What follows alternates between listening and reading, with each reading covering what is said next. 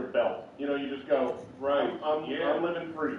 I will say, after a big meal, he likes to open his hat. I like to unbutton my pants. It's more like after reading a book, because the head swells up. But did you see, my son shared with me that there was a guy who, every day he went into the library, and he rented 10 books. And he'd bring them back the next day and rent 10 more. But each time, through makeup, he would make his bald head slightly larger.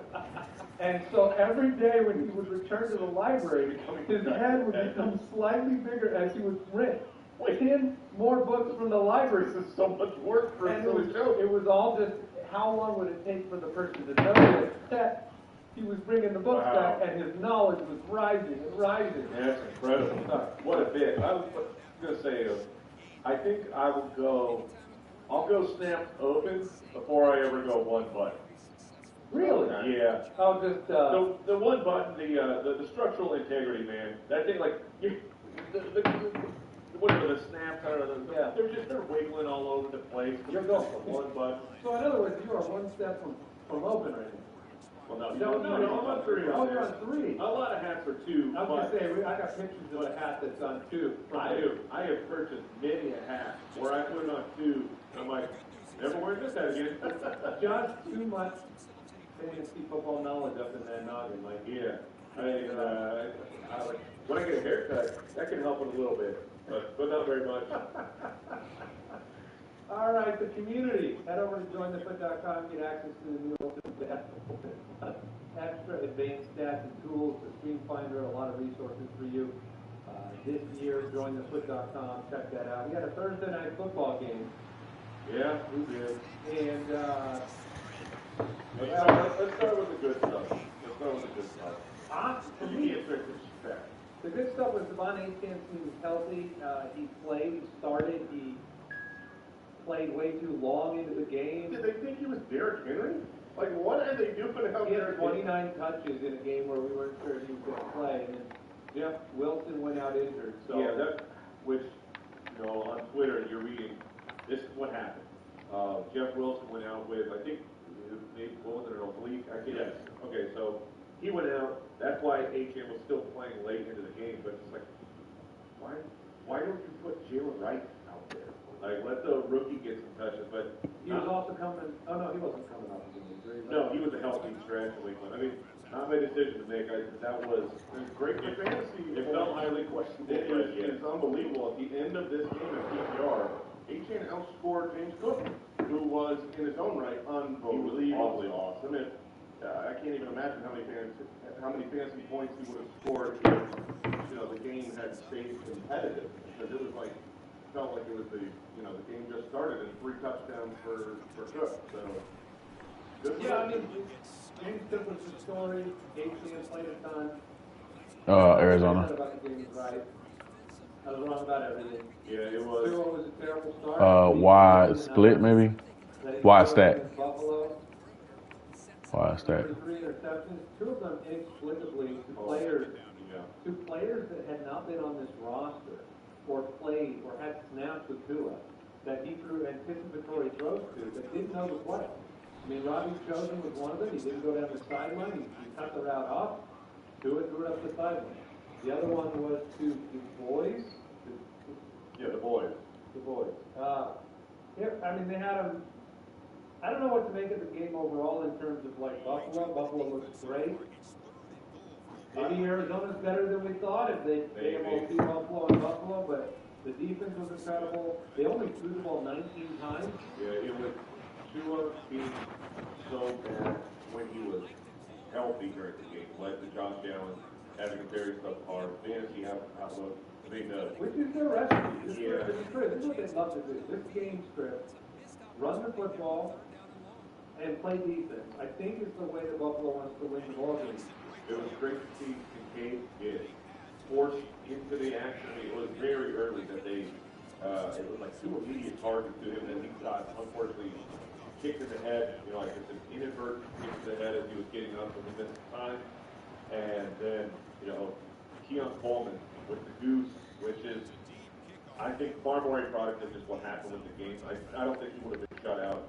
The script's gone a different way, but it was. I mean, the pass attempt, the total attempt and the need to throw the football. If you're not playing, like if Buffalo is in a clutch situation moving forward, where they're having a favor, you're not going to be able to count on wide receivers from Buffalo. That's just going to be the truth of the matter. I mean, Shakir looks the best of the group. So 5 for 54. Yeah, his value is never going to be great for fantasy. Even if Shakir ends the season as the #1 target in this offense, he's going to be pretty much irrelevant. He's not a deep threat and a touchdown machine. So I would still lean towards Coleman. But this is what we saw at the end of last year. They want to run the ball nonstop. What was exciting, and I think hopefully prescriptive, was the fact that when they got down, like on the 2-yard line, James Cook. Yeah, that was very exciting. Bring in Ray Davis, they let James Cook have it, and lo and behold, your good running back can still do it in short yardage. I think he's going to run that one backwards, the way they opened up a line for him. A-Chem was great, everyone else is a disaster on Miami. Tyreek Hill, terrible. Jalen Waddle, terrible. Waddle was about an inch from a really good game at the if you crossed the plane on the. But now looking forward, to the headline that we buried here. Well, we were clear with that. Tua was concussed brutally in this game, and the future of Tua Tagovailoa on this team. I mean, I honestly, I think he's probably going to play football again. I think it'll be 6 weeks or something. It'll be a long period of time. I'll be shocked if he walks away. Not that he shouldn't. I think you're talking about the person versus the player, and the person's more important, and we all don't want to see something tragic happen on the field or in his future. Yeah, even They were trying to ask me. They asked me like, why is all the Alabama quarterbacks so doo-doo, Eric? I said, I don't know. Maybe because they play behind perfect O-line with 7 5-star wideouts, and it's all pretty. Y'all playing Wisconsin. They saying that's like a big game for y'all. Wisconsin has 1 5-star in the past 5 years. Y'all had 13 last year. Like, stop playing, man. This is what I'm talking about, Eric. This is what I'm talking about. And this is what no, it's not. This is Wisconsin is as big as bad. This is Georgia Tech to Florida State. This is what I'm trying to say, Eric. This is Boston State College. Boston College to.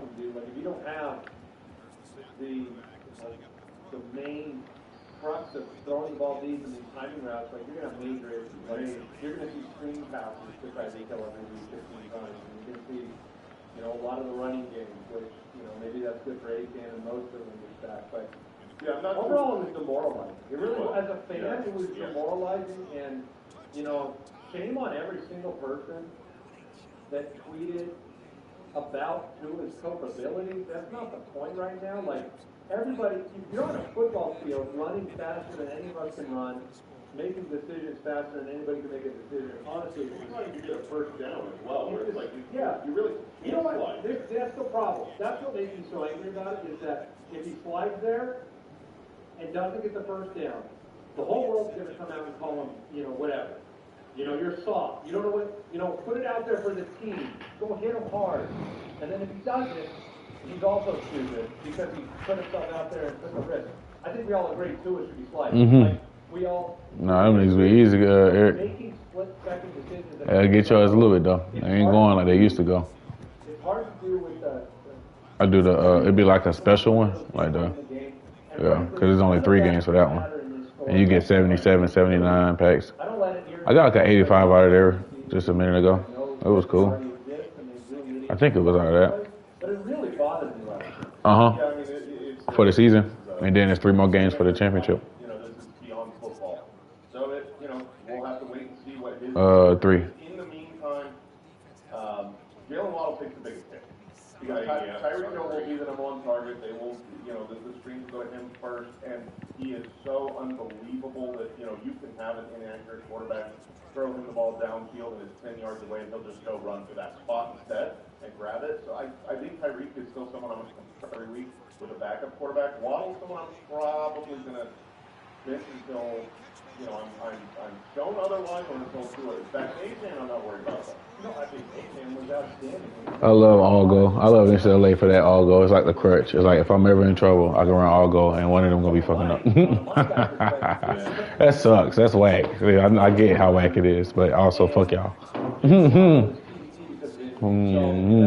Fuck y'all for me. He looked good in this game too until the Dua injury. I want them to bring it better. Oh, somebody that knows what they're doing, that can execute a downfield offense. Like, if you're Mike McDaniel, you have to bring somebody in that's going to throw the ball downfield to give yourself a shot. You don't have the defense. I don't know what that is. Yeah. Well, I mean, but that person is the example of this. Ryan Tannehill can come in and run a run-first offense that takes play-action shots down the field, just like he did in Tennessee. That's what the offense was in Tennessee. Hand off, play action, deep shot to A.J. Brown, Corey Davis. That's what I would like to see in Ryan Tannehill coming to this team. Whether it's him or not, if we have James Winston coming in, we have Joe Flacco coming in. Those are guys that can execute downfield. Now those are on rosters. Yeah, you're saying like of the players available out there, bring all in Arizona. Utilize your strengths at wide receiver. Arizona, gun, wide step. Yeah. If you want a shot to stay competitive in the division. That'll all come down to Tua's health of how large of a move does the team want to make? Because if you're going to go after Flacco, which would be, that would be great. This offense would work with Joe Flacco, but you have to trade for him. You have to trade for Jameis. The backup quarterback situation for a lot of these teams is always a head-scratching situation for me. Because I know you don't want to over-invest in a backup quarterback, like give a bunch of money to a guy that you know or that you hope never has to take a snap with you. But then these situations happen, you're like, well, you got to go get someone. Shouldn't the next player up be the person who you are confident enough in that this guy can carry the team for 6 months? I don't think there's enough humans on the planet that can allow backups. There's not enough starters that are really actually good. So getting a quality backup is starting your fault. They kept Skyler. They let Mike White was on this team last year. They let him go. I believe he's on Buffalo's practice squad. He was a name that at least made sense, but he would just go get it. There were 66 different quarterbacks that started the football game, based on what I'm seeing here from Pro Football Net. Which means that, to your point, Mike, the investment, like Jason said, maybe there's not enough of them, but spending money on one is worth it. All right, let's talk about some other big news. News and notes from around the league, presented by USAA Insurance. We went from thinking Hollywood Brown would be back maybe soon to Hollywood Brown undergoing surgery to repair his SC joint, which probably means his season is over. So I don't think we're going to see Hollywood Brown anymore this year, honestly. At the very least, it's going to be months, and then it will be irrelevant. Yeah, I just, this is the Hollywood Brown. It's unfortunate for him, but this is exactly the last 3 years. He never gets a chance to be on the field healthy and do what he does. Jordan Love didn't practice. Trendington not playing. James Ferguson did not practice. We'll wait and see on him tight into the Cowboys. CMC was limited again on Thursday. He has been trying to go, but I think that this team is going to. They're going to make a judgment call on Sunday about, what they got. The third best performance of the week at the running back position out of Jordan Mason. Yeah, they're playing against Sam Darnold, and the following week they are divisional against the Rams. Like I really expect to see CMC in week 3, not 2. And part of my horrible other mistake last night of being scared of A-Chan coming off of injury was the confidence that Mason would get the start by himself. We'll see if that happens. If it does, Mason should be awesome. Yes. When he was running back 3 last week. Addison did not practice again on Thursday. Ken Walker did not practice. Oblique injury, which is what Jeff Wilson went down with last night. We'll have to monitor it today, pay close attention. Obviously, Friday practice is more important, but if you're not practicing on a Thursday, not even a limited participation, it has to be full.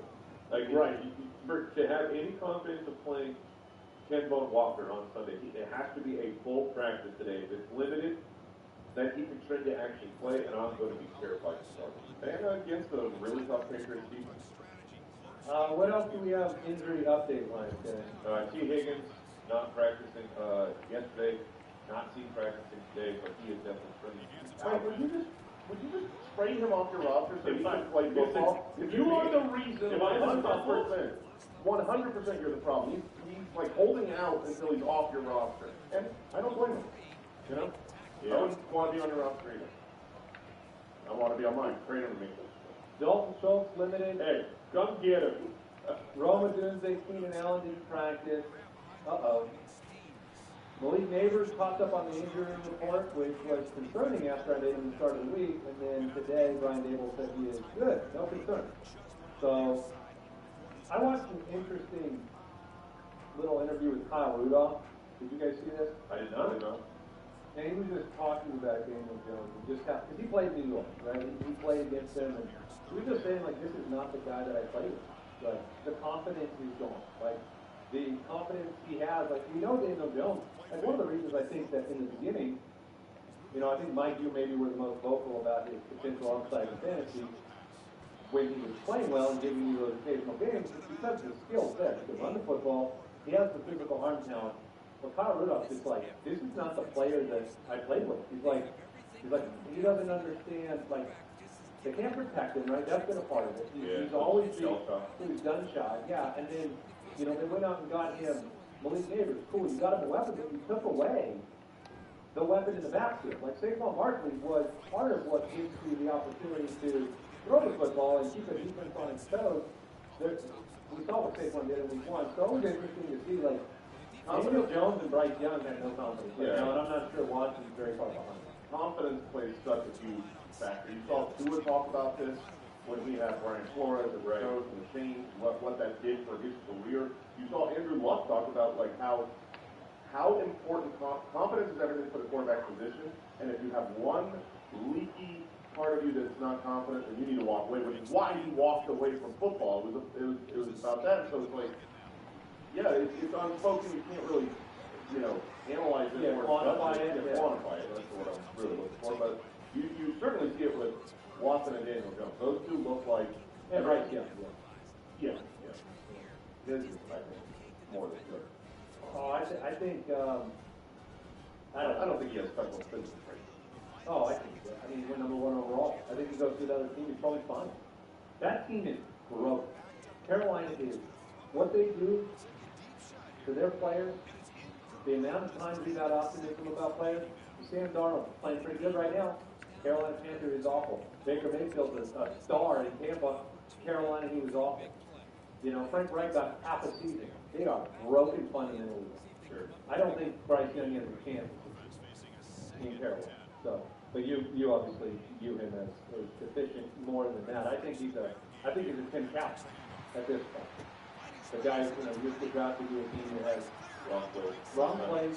I mean, you're talking about quarterbacks who like going through offensive coordinator and offensive changes. How about a rookie with no, you know, you get rid of Christian McCaffrey, you got no weapons, you've got no line, and you've got no program.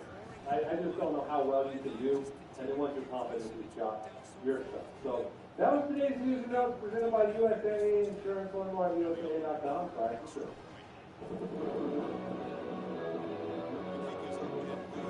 Good Clan Friday. We have a winner of a $100 gift card to FantasyCamps.com for the Fantasy Footballer t-shirt. That winner is Richard the Werewolf. Wait.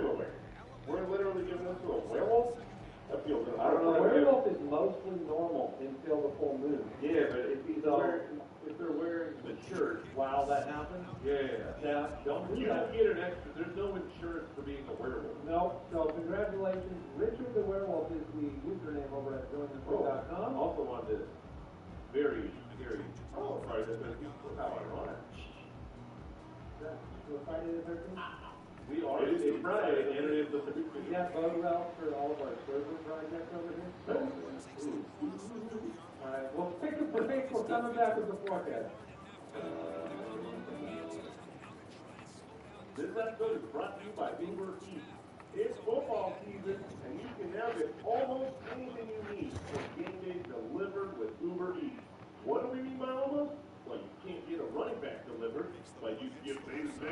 delivered. A field goal? No, that's a no. But honey butter bitter roll basket, yes. A 6-pack of apps? Definitely. But a 6-pack of seltzer? Oh, Uber Eats can get you that. There you have it. Get almost anything for game day delivered with Uber Eats, official on-demand food delivery partner of the NFL. Order now. Product availability may vary by region. See app for details. This episode is brought to you by BetterHelp. Learning new things, especially when it's something you're interested in, can be a lot of fun. I've always had a deep interest in how people make things out of metal. It has always just been so fascinating to me, and it's something that I've told myself for a long time. I need to get into this. I need to see how to do it. Well, you're never too old to learn something new, whether it's cooking, a new language, or even just studying up on the latest in football. It's always good to expand your knowledge, but if you're struggling with that, therapy might be able to help. Look, it teaches you positive coping skills, how to set boundaries, empower you to be the best version of you. It can help you reconnect with your inner child. I am a huge supporter of talk therapy, and if you're thinking of starting therapy, give BetterHelp a try. It's entirely online, so it's easier to fit into your schedule, and all you have to do is get started and fill out a brief questionnaire. After that, you'll be matched with a licensed therapist. Rediscover your curiosity with BetterHelp. Visit BetterHelp.com/footballers today to get 10% off your first month. That's BetterHelp, HELP.com. That's a dick. You gotta hate that. You gotta hate me. I'm a loser. Hey, let's get right. All right. That's a dick. He's like, bro, how the fuck you keep getting that shit, bro? This shit, this game whack as fuck, bro. I like whack Madden way more than this whack ass game, bro. I like Madden. Madden never let niggas get shit like that, bro. So I don't play that weak ass shit. I know that's what that's the conversation that's being had. I feel bad about it, Eric. Can't lie. Explosion. I faced it in our league of record. I feel well.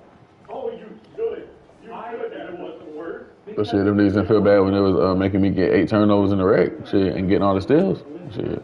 So. Compounded by the fact that I had he got kicked in the head and then scores the next play. And so I got very little from Kincaid, a lot against me. But 29 at halftime and ending with 31, I am very content. I have counted sports. At that point in time, I'm like, I got 40 against me on Thursday night. I have no shot. I don't have a great shot, but I have a shot when he scores 31. You always have a shot. You not give up. Last week, to start the week, Andy, I believe you played against Lamar and someone else that just close win. Nuclear. You felt like your week was over, you know, after the first game. Your week was never over after the first game. Keep fighting. And, yeah, you can see a big performance in Canada approach. We covered 6 matchups yesterday. The Saints, Cowboys, Buccaneers, Lions, Colts, Packers, Jets, Titans, 49ers, Vikings, Seahawks, and Patriots.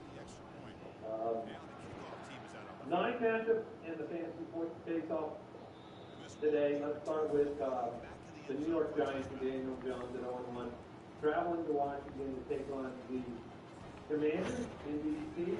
DraftKings Sportsbook line Washington -2 over under 43. What do you make of the fact that the Washington Commanders are barely favored at home? Is this just a product of like that defense? Yeah, I think as bad as I really do think that defense is as bad as it gets. All the confidence or lack of confidence causing Daniel Jones, it's going to be easier against the Washington Commanders. They're still, you know, we talked about it, you know, starting this week. Any given Sunday, any team can beat any team in the NFL, no matter how outrageous the team. And the defense is really, really bad for them. They just don't have the talent. You know, they did that on purpose last year. They got rid of their good offensive defensive line so that they could end the season. No, it's 228. Alexa, maximum volume.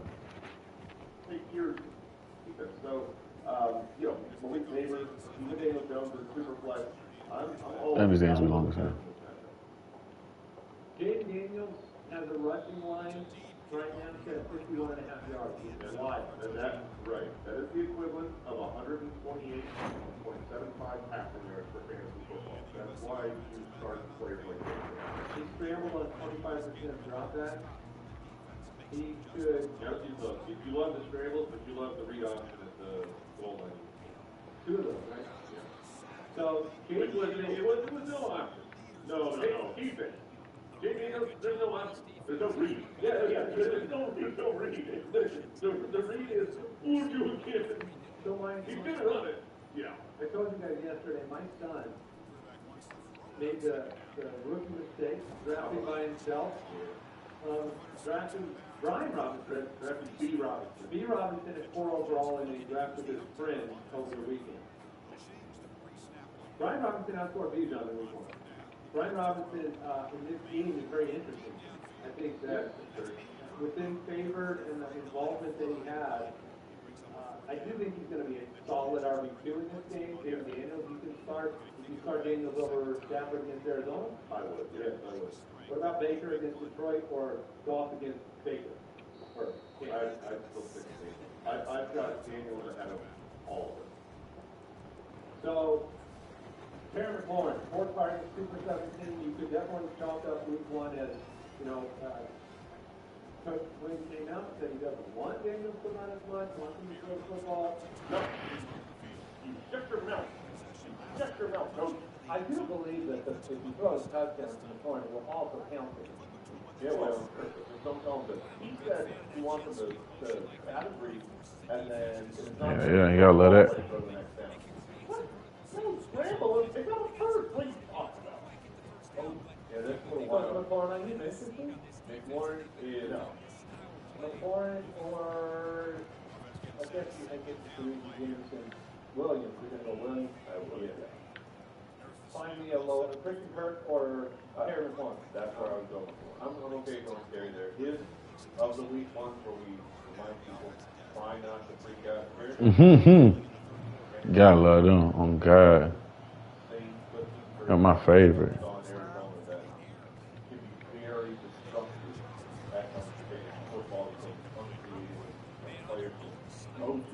Yeah, okay. That's how you gotta get, right? Madden won't. That's how I be feel like they be wanting you to come back. Shit, you bought the game too. You know what I mean? There are a lot of wide receivers out there that started that I would start Terry McLaurin over. A list of Yeah. Oh God, kill him softly with a little ride run, especially if you got a nigga with some speed out there, bitch. Deontay Johnson, Calvin Ridley this week, Latin Thompson, who I love. I would start Terry McLaurin in a really plus matchup here against the Giants. Over those guys, I'm not going to overreact to 1-4. We got the Jay Davis to give us all. I think Terry McLaurin. No. Like you said, if it goes poorly this week, okay. Maybe Oh God. You got to. You got to think 2 steps ahead. That's how I be telling Reggie. You got to think 2 steps ahead. That's why we trying to tell niggas that anybody that we trying to tell niggas to play on that Madden. They're like, hey, you got to think ahead of that. You know what I'm saying? You see him finna do this, you got to think ahead of that. You know what I'm saying? Wandale got a bunch of targets last week. Are we just going to ignore that? I am not. I'm willing to ignore it because we've been here before, but I ignored it because so many games. Oh, hell no, Madden, you know what I'm saying? When the defense is just letting all the little things about go. And I don't expect this. And this on your ultimate team or this with the Chiefs? Season long, but I don't want to do that. Oh, yeah. All right, the Chargers are 1-0 taking on the 0-1 Carolina Panthers. The DraftKings Sportsbook line is Los Angeles. The Chargers -5 on the road against the Panthers. The over-under is 39 points because the Panthers 17, the Chargers 22. You know, you ever run that Deontay play? No, he said to sit and Deontay. For Terry. Yeah. For Terry, and I'm with him on that. Deontay's debut was not good. Not good. I mean, there isn't confidence on the Carolina side. You talk about if it's our job to break these matchups down. I don't think we have to look very far on the Carolina side of the ball to break this matchup. I don't think you have to look at that side of the ball. Can we? Genuinely, I wouldn't start a single player on that team. I wouldn't start Cuba. I wouldn't start Xavier Leggett. I wouldn't start Deontay. I wouldn't start Thielen. We're talking 12 teams. Yeah, 12 team leagues. I wouldn't start either. The highest drafted players in the Mega Bowl that was dropped after week 1. In the group of the top 5, Deontay was one of the top 5. Because having Deontay means you do potentially have to watch the Panthers play football. A funny anecdote, I received a trade offer in league record for T. Hicks. It was I guess giving away the manager. I would like to hear this for the sake of the football. But it is very funny because the offer was Deontay Johnson plus a pick swap for next year in my favor, of course, for T. Hicks. And I'm like, dude, I'm not looking at all to get Deontay Johnson. Reject the offer. The offer, the exact same offer came back with the pick swap, but no Deontay. And I'm like, that's actually a better offer. I don't have to drop someone. I don't have to have Deontay. Wow, that's funny. That's where we're at with the Deontay Johnson right now. There you go. Deontay's line is 46.5 receiving yards, so it still seems like he's expected to be Deontay or one day in an emergency. one day. That's easy one day.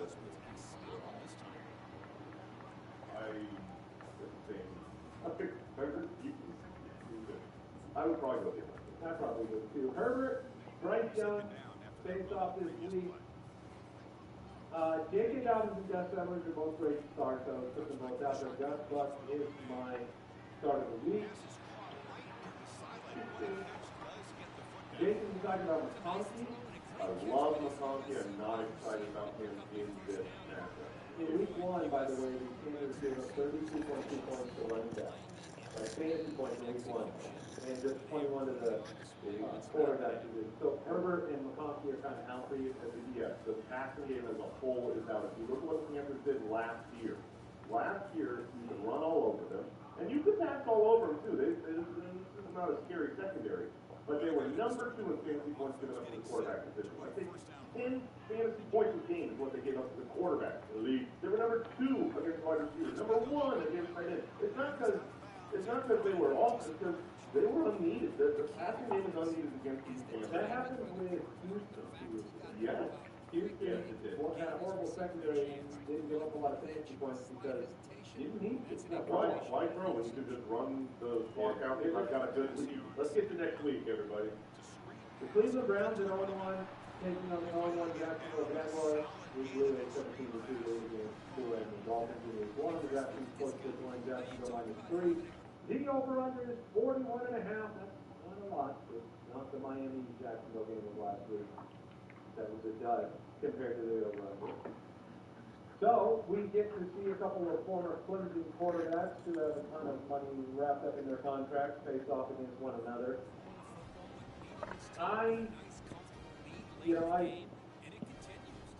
The situation with Cleveland right now is tough. Because Amari Cooper was a huge letdown in week 1. Now, part of that was his fault, dropped a touchdown. A bigger part of that was Watson, who looked inept, who looked incapable, and he looked like he lost the confidence of his team. Oh, I don't know that he ever had the confidence of his team, but they also played against a really good Cowboys secondary. I'm just saying this right now. I love Amari Cooper this week. I love it. He's got 59.5 yards receiving line at DK. The Jaguars buy low right now? Buy low on Amari Cooper. You've got a banged up Harry Hughes. You've got no Njoku, and Jacksonville just lost 2 cornerbacks. No Njoku. Dang. Hey. Sucks. Yeah. I was on the border between Swiss and busted. I was hesitant. Was the busted temptation because you missed it? I don't think so. Yeah. But they lost an important cornerback that aren't playing this week. I think Amari Cooper. I really do. Yeah, you do know that's going to have to come on the other side of the arms of Watson. I do, but last year. Is Watson, is this a redemption game for Watson? Jacksonville, that defense wasn't great in this one. Yeah, I mean, Watson is always someone because of his legs that can be okay for fantasy. I don't expect Watson to have much outside of him next season. He doesn't have many other talented players. Jerry Judy's going to be out there, but I know he's banged up. And so in a 2-quarterback league, I think it's okay to put in Watson as your quarterback 2. But Amari Cooper should get the lion's share of the passing work. And Jerome Ford he's a RB. Jerome Ford is a weekly play. Yes. And he will never feel excited. Yep, that's fine. Jerome Ford or Brian Singletary? Robinson? No. On the other side, Brian. Oh, Brian Robinson, the running back. Not running back. Correct. Robinson. Okay. But I like. It's funny Brian because Jerome Robinson. Ford is always going to not get the answer whenever we're like, this guy or that guy. But he's probably the right here. Jerome Ford was really, really involved. Wasn't it touchdown like that? Oh, it's garbage. For garbage time. Yeah, but he's 75% of snaps, all the touches besides the red down. Like Yeah, let while me hit. while Jerome Ford himself is not the most exciting player, the high value touches, like catching the ball and inside the red zone, that's where we want to work. So you can get it all. I decided that one of my least favorite things that happens in fantasy football is the end zone pass interference that leads to my opponent's running back getting a free touchdown. Oh yeah, you don't like that, huh? No, What if you're on the other side? love it. Oh, it's one of my favorite things in fantasy is when the wide receiver gets sack interference in the end zone and I know I've got the running back. That is so much fun. All right, on the other side, ECM still has 70% of the snaps. The matchup is not an easy one, and if there's some distribution of work, you're going to be kind of touchdown or bust potentially with these two running backs. I'm still playing Travis Etienne. I am stashing Tank Bigsby. I'm not to the point where I feel confident putting Tank in there for a real high share of industry. When that happens again, I want to see it a couple times before I start investing in actually playing. Brian Thomas, not Brian Robinson, Brian Thomas, the DK line is 38.5. It's tough. The Browns defense is really, really good. I am so excited and all in on Brian Thomas this season. He's not going to be someone that just dominates every single week. So when I look at this matchup, I would rather have him on my bench than out there as a starter. But he's got talent. I mean, he beat Jalen Ramsey last week for a touchdown. So he's just that good. Are you making sure he's in your lineup, or are you just using him as like, well, if I've got a safer option, I'll go that way? He's an exact close of James Williams in this week, where you drafted him or picked him up much later, and so you're having to make calls like a lot with these guys. Or did we say Brian Thomas first? Terry? Yeah, I mean that one I go Brian Thomas. Yeah, where you go? Oh man, that is a very tough. I'm gonna go Brian Thomas. What about Ridley? Calvin Ridley or Brian Thomas Jr. is one of the biggest searches because Ridley was higher drafted, Thomas later. Thomas had a better week one. I like Tennessee at home this week, so I'm going to lead Ridley. I'm going to lead Ridley. Not by full time. One catch for Evan Ingram last week. You just don't worry about it? Don't worry about that. The Raiders at 0-1 take on the 0-1 Baltimore Ravens. DraftKings scores to find Baltimore -8. Sorry, Kimber. Over-under is Okay. 41, which is low. So that means that the Raiders are projected for fewer points in the Carolina Panthers this season. Wait, what? Yeah, No. 16.8 versus 17 implied points. If I could make a bet on which one of those two teams first. Oh my gosh, I heard you say Ravens. No, what? But you said Raiders. You bet I did. The Baltimore Ravens. I tuned out about halfway through the word. Yeah, no, that'll I heard hit you with the Ray part being the commonality. Yeah. Ravens at 25 implied points total. They are 8-point favorites. That is a lot. Over the last 5 years, when they're 8+ point favorites, they have won 86% of those games. They have covered spread only 49% of this time. So we were disturbed by the Mark Andrews usage. Mike has stuck his nose at your disbelief. Huh? Where's my nose? Mike has jammed his nose. Whoa, talking about my nose, good sir. Where are you putting that? I bite my thumb at you. What is the expression where you like thumb your You nose? thumb your nose. Yeah. What does that mean? Like you put your I think you like this. I think it's like an old. That's good audio. It's an old timey gesture, I think. So you're thumbing your nose at the joust is what I was trying to get at. Yeah, But well, thumbing your nose is there. It is? Wait, no, that's like from Peter Pan. No, this makes sense. When you put the thumb up in the 5 fingers, you go, this is thumb in your nose. Is it? Yeah. No, and for the listeners, I was more with Andy. I put like the whole, like the high five, and you touch your nose with your thumb, and you're like, you know, like the turkey. That's something you know? I believe so. We gotta get a top man on this. The point is, Mike jammed his nose up in y'all. Mike made Mark Andrews the start of the league. I have been on record believing that Mark Andrews is going to rebound. I hope it's this game as well. Brock Bowers had a great debut. Isaiah likely was the fab darling. You have 3 tight ends in this game that could get played this game, and probably will be played. Yeah, Brock Bowers looked very, very good. I have no problem putting Brock Bowers right in my starting lineup. You have made the quickest about pace on Brock Bowers after 1 week. It's because any player I think you've ever... Yeah, it's because it was week 1 utilization. It was right off the bat. And I never doubted his talent. Like, I've never once sat here and said, I don't think Brock Bowers is good. I don't think he's going to get the ball. I don't think he's going to be on the field as much as you want, and he's got a bad quarterback, all that. But, I mean... Did I read the definition of something? No, we got to get more information on this one. I don't know. I think Jason was right. Oh, man. Reading the You put the thumb on your nose and you wiggle the remaining finger. Yeah, all right. And it's used by school children. And there's another nickname for it. Okay. Derrick Henry. Has to do with a snook. Okay. I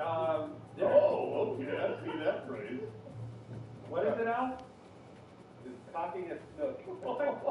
Yeah, there you go. What? Okay. What were we doing back then? We're reading Wikipedia. That's what we're doing. I think we should bring that back. Thumbing your nose is not nearly as powerful. But I'm afraid to say it. I did not think for a moment that asking Al to say it would work. Derrick Henry. Mike, you took... I took his alt line of 70 plus because of this is a wager with history of when Derrick Henry is at home and they win, which the Baltimore Ravens are going to win.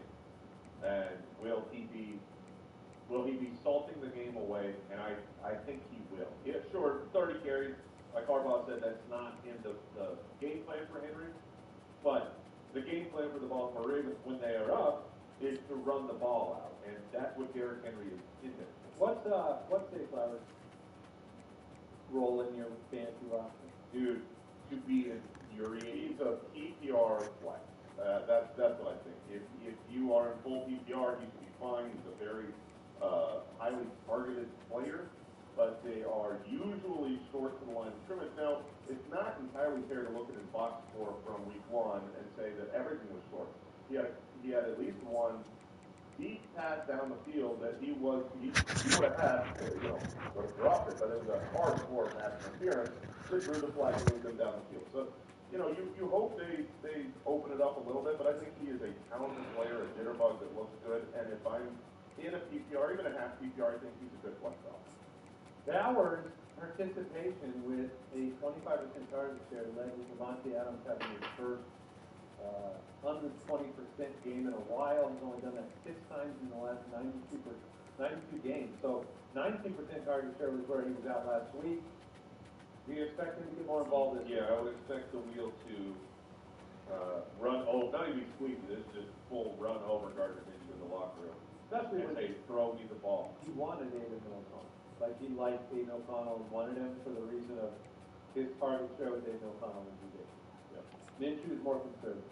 I will say that if Minshew moves to O'Connell, that will scare me a bit for Brock Bowers on the flip. With a 16.8 implied point total for this team, I don't have a lot of confidence in any of the offensive pieces, including the running back. So yeah, what are you doing with the RBs here? No, I'm not playing any of them. Okay, trying to just, if you picked up Madison, you're just going to watch and see what happens. Madison to me is probably someone you don't have to start. I picked him up in a couple of leagues, and I think he'll be the better back in this backfield because of PPR. I think he'll probably have 4+ receptions in this game. But against a good Baltimore Ravens defense, I'm not sure that those 4 targets are going to score a lot of fantasy points. Yeah, I think that touchdown could be distorting our view of his future on this roster too, because 4 for 43, whatever. I don't know how often he's getting into the end zone. It's more of a what do you believe about the true belief of the time period between him. I believe they want Demir to run the ball more. I They agree. want Madison to do less. That game script may prohibit that at times, but Madison's not very good. He's not a very good player. I think you said it all fantastically. Also, I don't think Samir White is a very good player. Maybe true. All right, we're going to take a break, come back with the last 5 matchups. This episode is brought to you by American Eagle. Every outfit needs a good game plan, starting with a perfect pair of jeans. And American Eagle has the iconic silhouettes that'll make any outfit a winner. Kind of like 19 former Papa John's. They've got pieces to mix and match. Bro, my team low-key kind of lit now, bro. Oh, my God. We got some killers on this motherfucker now. American Eagle. Oh, yeah, we finna play now. Let's see if they can beat me now. Oh, yeah. Let me make sure I got everybody shit activated that I want. Have arrived, so make sure you are prepared with NFL Sunday Ticket and YouTube TV. You get access to every game every Sunday all in one place. And this year, NFL Sunday. No, he don't gotta be starting, but I don't pay attention to them hoes, but no, he don't gotta be starting. You just put, they gave. Yeah, they gave me this tight end. I forgot at what level. What level are you? Yeah, you should. I forgot what level you get there. Them niggas, but I got 2 and I'm at level 32, so you should get 1 pretty soon. Like the season 2, 80. It's like the 87 pack.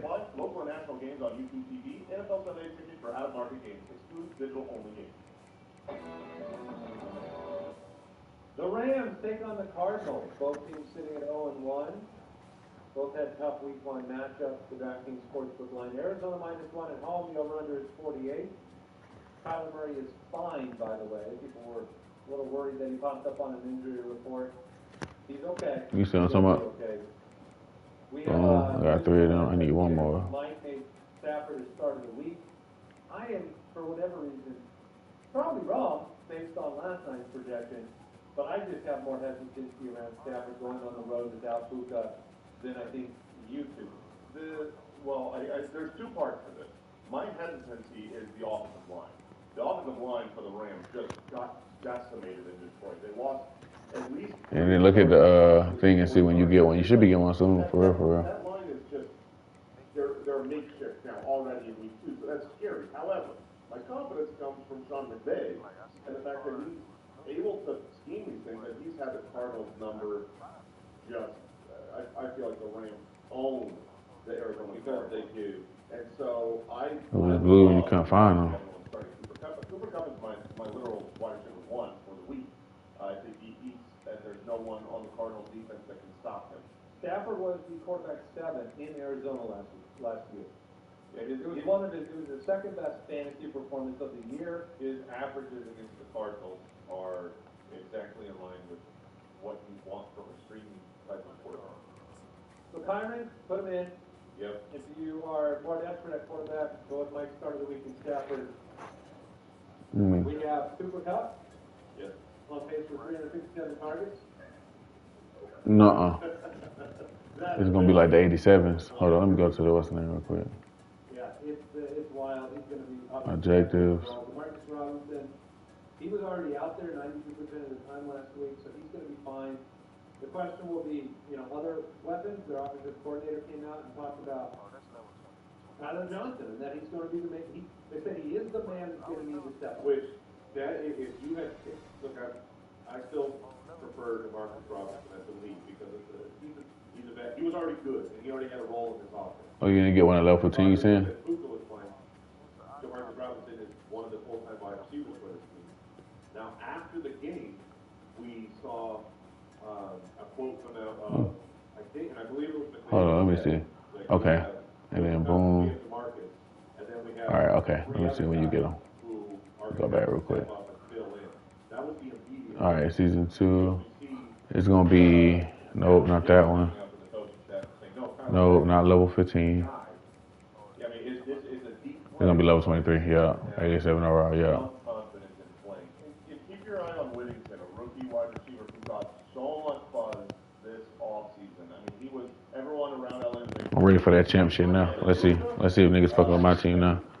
I don't even know what my overall is. I want to go check it out. I think I need to change out Lamar Jackson. I think that's the last step. That's more of a dynasty play. Yeah, I agree. But if he hits in this week, I would go hard after him next. What you mean? Yeah, sorry, this is his fourth control game. I'm saying people are struggling with tight ends, and I think he is one of the top. Most of them I got backups. Some of them I need to put some backups in so I can get some chemistry right. Yeah, I should win this game. I'm going Tyler at home in this matchup. I have so much more trust in Tyler. I should win this game. Let's go. Let's see what's going on. Love this shit right here.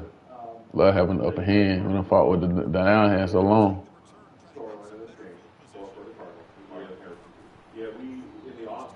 I feel like when you got a fire line, you can do whatever you want in this bitch. All line is good. You can get left. I need to get like a left guard, like an 87 left guard.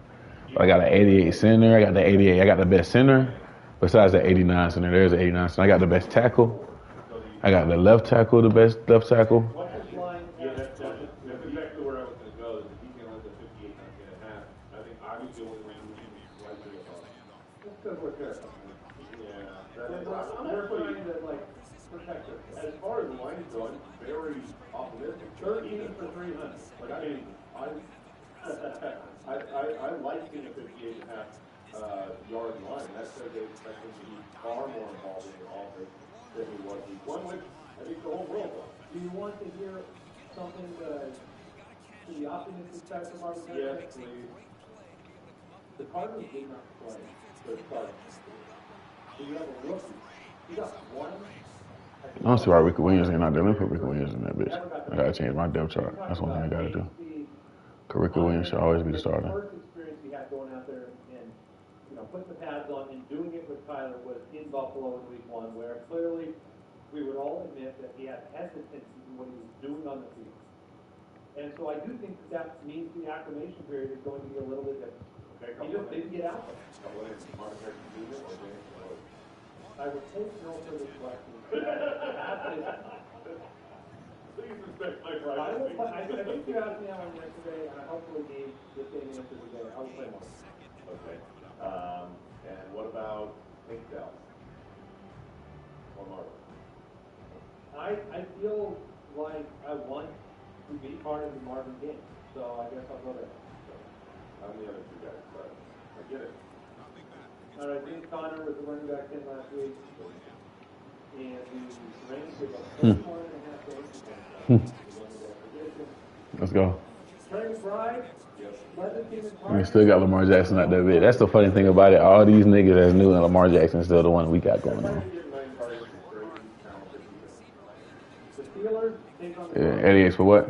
Jackson's first one line here, this week minus 2.5 to 100. Oh, 36 and a half. Nuh-uh. Nigga got Mike Evans, Lamar Jackson, some 86s. Yeah, their best player was Saquon Barkley. You know what I'm saying? So. Yeah, I mean, this is not great, man. Pittsburgh defense was ridiculous last week. And if you take a great defense, there a better one to play this week? I don't know. Pittsburgh against a rookie quarterback who already threw 200. Yeah, I mean, Joe Green down that bitch. I got that other goddamn lineman that's at 88 down there, bitch. That's what I'm saying. You gotta come see me. Come on. I remember I used to have Mike Evans. Mike Evans to get it done too. I got it done plenty of times with Mike Evans.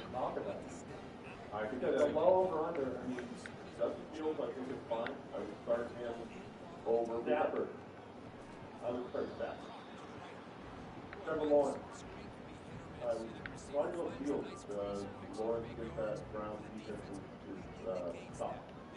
Fields can run a lot. I talked up Pat Bryant before the start of the week. I think they're going to need him when you got Kirk on George Pickens. And last year,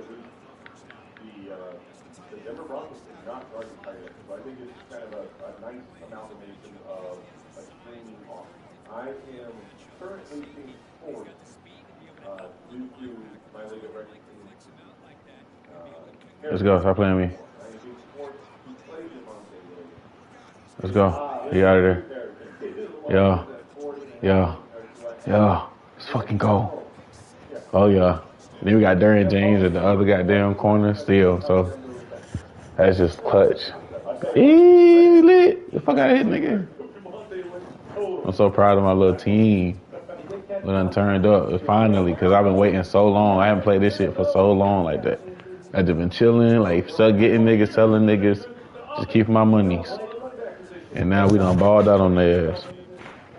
And now we at the top, man. Then I could still be with Mike Evans and having everything all be all cordial. And saying what's up when niggas see me in the street and shit.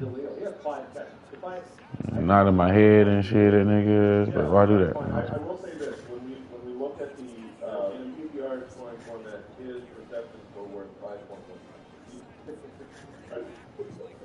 That is a good point.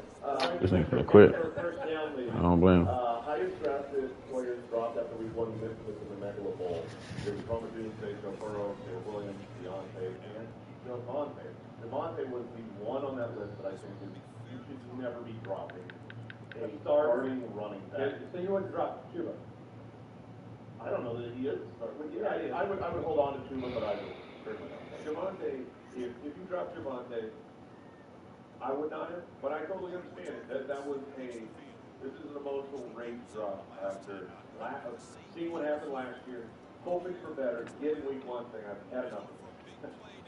Cincinnati's 0-1, taking on the 1-0 Kansas City. Horn. Jimmy Horn. Touchdown. It might be over it. Oh, he quit. As he should. What are your expectations in this game? Life is tough for those on the outside, you know what I'm saying? But those right in the middle, goddamn. Niggas in the middle, they goddamn, they get to see it all, goddamn. I would try not to. Goddamn. You're not even staff when you play Stafford with Joe Burrow. I think with the history in Arizona, yes, I would. Okay, that's where I am as well. I think the Bengals are actually pretty easy. I don't want to play Burrow. Zach Moss is a fine enough running back to start. I think Who you said Miami do? They completely abandoned the run last week. Jamar is in everything. Yeah, Jamar's in everything. So I mean, I think the Bengals are pretty easy. And like Chase Brown, if you drafted Chase Brown, don't drop him just you picked him up to see what happened. And you can't make full conclusions after 1 week of them giving up the snap. Oh, I already know. Just saying I didn't draft him. Then we had an emergency wide receiver start. Andre Yoshibas got. Yeah, we got a nice little game. A shit show. So, You know what I'm saying? That's a tougher game than Wisconsin. Occasionally, you can look there with no team had an emergency starting in deep league. I agree, but man, I want to. He ain't called a game all season, they said. Like I'm pretty much benching Joe Burrow right now as well. He ain't called a ball all season. That low over under, I'm still playing him over. That's what they done said. I think Joe Burrow's going to get it together. I think he's going to be by week 4. Yeah, sure. Maybe it'll be week 4. And as soon as I see him look good out on the field, then I'm going to scoop him up if he's on waivers. I'll try to trade for him if he's got a good schedule. But I'm not starting him until he looks good. Hollywood Brown's going to IR, which means Xavier Worthy. His snap count could go up. His involvement could go up. He only ran 24 routes. He's suddenly looking like a much better rest of season play than he did a week ago. And Like you're confident putting him out there this week against if we're talking about like a double flex Jameson situation, Williams, I'd play Jameson. I would as well. 9 targets in week 1. But I do think Xavier Worthy is a worthy start. I mean, when you get 2 touchdowns, you got Patrick Mahomes, and you've got an explosive offense against what looked like a really bad defense. You can play it. I would say single play. You're my guy, Isaiah Pacheco, his line, 64.5 rush. I'm feeling fantastic about that. He's a Mahomes, Pacheco, Rice. We get one more, yeah, man. While the timing right. While the grease still hot. You know what I mean? You might as well cook the rest of the fish while the grease still hot. Don't leave it out. Big play outside that defines your week. I play him over McLaurin personally. Yeah, you gotta get more. the other 2 touchdowns, 4 on. I think it's 1 week. No, yeah. He's going to get more work, right? Yes, over the course of the season, I'm just not sure that it is in weeks. Then what happens if every reception in his entire career is a touchdown? Then he was the greatest. All right, this nigga team a little bit better. He got 88, 88, 87. Right now he's doing that. Chicago's 1-0, taking on the 1-0 Houston Texans on Sunday Night Football. That's a fun game. Get to see Stroud and Caleb Williams in prime time. DraftKings Sportsbook line, Houston minus 6.5 at home. The over-under is 45.5. You know, we're going to Chicago defense is pretty good, but going on the road in Houston, dealing with a trio of great wide receivers, what we saw from Joe Mixon. I mean, I was watching Slovic, their offensive coordinator. Bobby? Yeah, Bobby. Bobby Slovic. They were like, he got 30 carries. What's going to happen now? Like, can he handle that? And he's like, he's one of the only guys in the league that is built to do this. He's like, you know, this is what Joe Mixon does. He can carry a workload that large, and you're going to get games this year where this offense is dragged down on the 4-yard line 5 or 6 times in a game, and he could score 3 or 4 touchdowns. He is the only running back in the entire National Football League in fantasy football who has been an RB1 for the last 3 seasons. No one else has done it, and they haven't done it because they haven't stayed healthy. Chris McCaffrey or whatever, you've got 16 games, 14 games, 17 games played the last 3 seasons. So he is built for it. He is able to take a strong workload. He's going to be such a great. Well, I like the big one in the fact that they play on, I mean, the utilization is out of control in week 1. The DK line is just under 70 rushes. So, on that side of the ball, it's pretty easy, right? I mean, don't throw me, Yeah, I don't expect it. consolidation of targets of wide receivers. Yeah, they're and Joe Mixon. I mean, Stroud, Mixon, Collins, Diggs, and Dell. So one of the things I'm most excited to watch for this weekend is this Bears defense. Because I think they're really, really, really good. And they look unbelievable. They won the game in week 1, but they're playing Will Levis. Yeah, Will Levis makes a lot of defenses look pretty impressive. So you certainly can't say they're great yet. But if they come here and shut down or really hamper the Texans, I'm going to flip the switch and say the Bears have one of the best defenses and not overreact to whatever disappointment from Dell, Diggs, or Collins might have. One of the biggest surprises maybe in week 1 was just Fulton Metcalf getting not a lot of time on the field. Yeah, I mean, that was the preseason. Yeah, Gerald Everett 61%, and that's 48%. This is Waldron. Just love Gerald. Can't get enough. Yeah, with Keenan and Odunze possibly missing this game, I thought about Fulton Matt as a starter. This is a great matchup for tight ends, and then I was like, I might just see Gerald Everett. I don't know who it is, so I'm out. Neither one. Yeah, DJ Moore's playing start of the week.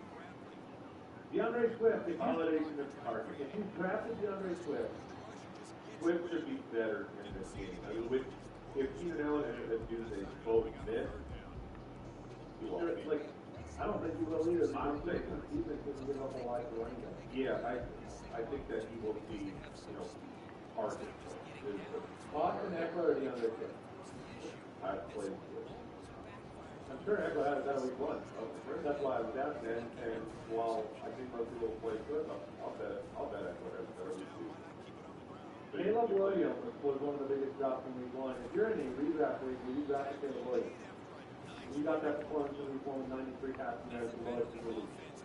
Did you move on? Like for the season, like you don't keep them on the bottom of the bin. When you're losing wide receivers, there's no way you can play Caleb Williams. I'm not holding on to him and squatting the roster spot. There will 100% be great games ahead. There will be weeks that we say pick up and screen Caleb Williams, but I'm not just he's not an every week starter like what you would hope, and so he doesn't need to be on the bench. I mean, I'm probably Joe Burrow. I can trust Caleb Williams. Atlanta is 0-1 taking on the 1-0 Philadelphia Eagles. The UK Sportsbook line, games in Philadelphia. Philly is 6.5-point favorite. The over-under is 47. It was an unimpressive debut for Kirk Cousins with statue. I watched him in practice. He still looks like he can't move. I mean, There's also a tweet out a picture of him rolling out, doing a big rollout, and saying, he looks fine to me, what are you talking about, he can't move? And I watched that rollout and I'm like, you don't look great. Like, that's a good rollout. not like you can't be a confident quarterback with any mobility that gets back on track. We have had those. Kurt Warner and Joe Flacco last year couldn't move ever, but it was, you know, we could dice up the defense. Late Phillip Rivers and Matt Ryan. But like, hey, late Phillip Rivers? Yeah, it was later. But no, I got it. Like, Those, kind of like they were, oh, like he is that. like they were dead. Those Yeah. guys, so can still execute play action. They didn't run a play action snap, and I would be shocked to hear that was an offensive philosophy, or as opposed to that's the Kirk just can't do it. So in week one, if you want optimistic spin, the utilization of the star players was fixed from the Arthur Smith era. Yeah. Bijan was out there, touched the ball 46% of Atlanta's plays, was the highest percentage of any team. They had to face a tough defense. Kyle Pitts was out there 95% of the time. That was new. You were very disappointed if you had put Greg Lennon into your lineup last week, but you can also look to a new offense, new coordinator, recovering quarterback, and hope that this matchup against Philly, who, well, does it take too much time to have it, put Greg Lennon back out this week? The Phillies defense is not, you know, they should give up some points. Yeah, they should, but like last week, honestly, the Eagles-Packers game, I have mentally thrown almost all of that into the garbage. That field was so unbelievably atrocious. Defenders can't react in the appropriate amount of time. Put those defenders on the earth. Like, Jay Richard probably still has a great game. He doesn't do what he did in that week if the defenders are on earth. So for the Atlanta Falcons side, I mean, Pitts is, you're going to play Pitts because of how the tight end position rolls. Bijan is going to play with full confidence. Drake London is, it's a really sketchy play. I'm going to start Drake London this week. You're not going to have every week be great. You're not going to have every week be against TJ Watt. Even last season, I know that they give up a lot of points for the Packers in week one, but last season they gave up a ton of points to the secondary. So I will start Drake London. I will start Kyle Pitts. Big Mean Joe Green, pick 6. Hey, that's Fluke. Yeah, my team is lit.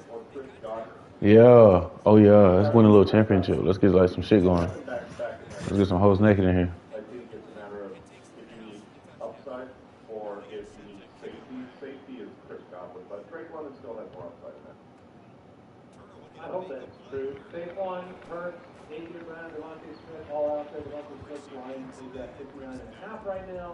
He was, and all the obvious questions of who. Somebody must have got an inside word. This must be ready for to drop all the fire niggas for season 2. As of right now, yeah, Jason fired up figures as of right now. They usually don't drop on Saturdays though. All right, Usually don't drop until Wednesday. Sometimes they'll drop Monday, but not really. Not lately at all. I would prefer. It's been Wednesday and Fridays. Yeah, that's the point. Well, I'm gonna throw Friday. Well, back by popular demand, we do have a little fun in store for the rest of the week. Fantasy Face Off, presented by DraftKings. So excited. We thought it was gone this year, and the people have been manned. and we listened to them. The fans' body was strong, and they wanted their fans. There's a reason this face-off is here. So, here we go. Quarterback position in week 1. Head-to-head. Loser has to still lead those games. In week 1 here, I guess it's week 2, but at first it's a I'm going with Kyler Murray at 6,600 at home for Arizona. I had James Daniels in there, and I pivoted. I'm going to go Kyler Murray. I have James Daniels in there. A few $100 less, 6,200. My running back starters, Brees Hall at 7,400, Alvin Kamara at 7,000. Brees Hall and Alvin Kamara, those are nice. Good.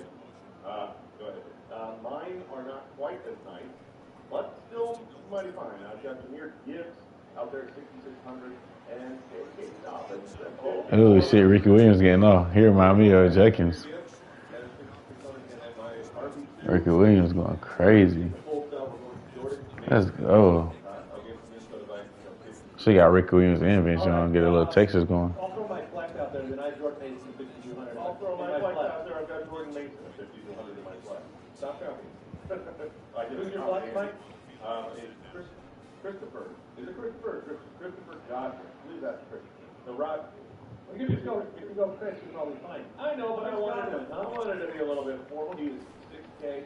Jason start of the week has All right, Rod Christopher Dodd. There we go. my wide receiver, Cooper Cup at 7600. Cooper Cup, yeah, 1600. Let's just watch that one out. You got it? Yeah, okay. I wasn't taking no chances. My other wide receivers at 4800. Oh, Lord. Brian Thomas Jr. at 4800, and Greg Dort. Oh man, the Dort. Correlating with Kyler Murray at 4600. For a full PPR, which DraftKings is, that's not bad. So after Cooper Cup, I've got the other Cooper. I'm hanging with him. Amari Cooper, keep it at Rock. And Malik Neighbors, who at 5,900, I still think has a great game. It's nice to hear that the knee is not in. Malik Neighbors at 5,900. My other wide receiver is Rasheed Rice against the Cincinnati Bengals at 6,700. I was between Cooper and Jason Daniels or Rasheed Rice and Justin Fields. So I went with that. To finish it out with tight end defense, I am going Taysom Hill at 3,900 at the tight end position. And Broncos defense on the other side of the Pittsburgh matchup at 2,800. Classic Justin Fields mistakes. I like that, and they're home. I've got Pat Fryermuth, my start of the week that I believe in, at 4,100, and the Patriots at home against the Seattle Seahawks for 2,800. I got Colby Jack Cheese at the tight end position. I'm going with the two Rams, and my defensive money that was left. Oh, brother, it's bad at the bottom, boys. The Titans against the Jets, that was the best I could do. That's not too bad. Yeah, the low tier ones are so brutal. So next week we'll get our first spin of the wheel of shame based on this week's results. Fantasy face off. Back in business. All right. That was the fantasy forecast presented by DraftKings Sportsbook. DraftKings is dishing out NFL no sweat touchdown bets for all customers every game day. Download the DraftKings Sportsbook app using code BALLER. That's code BALLER for new customers. Get 3 no sweat tokens. All right, that's going to do it for the show. The Fantasy Footballers will get the review over there on Apple Podcasts if you have an extra minute today. Studs and Duds on Monday. Enjoy the week and enjoy more football, and we will be back with you soon. Good luck, Foot Clan. Goodbye.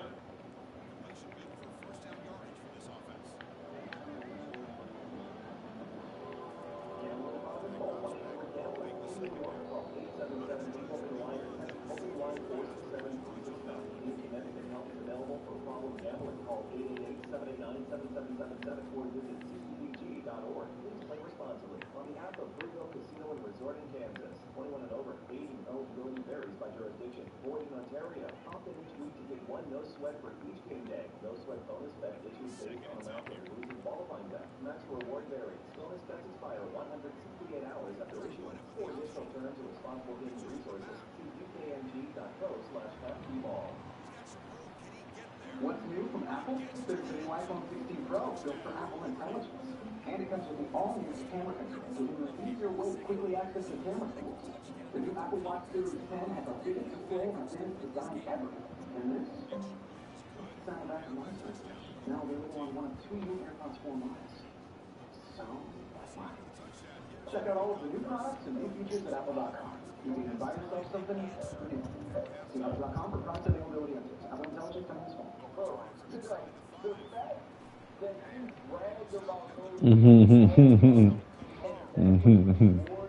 That nigga know something, man. Them niggas think they know everything and follows on the screen. Like that shit be so disrespectful.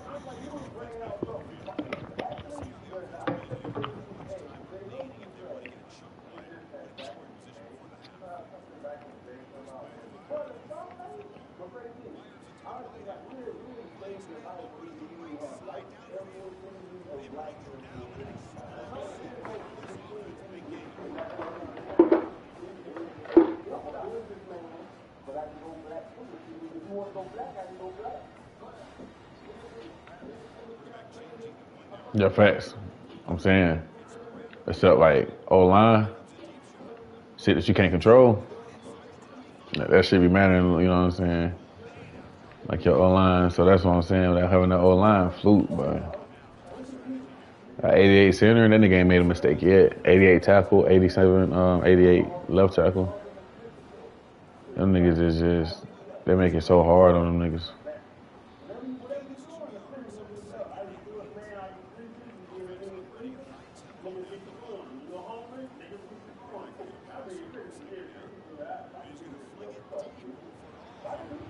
Jimmy Horn.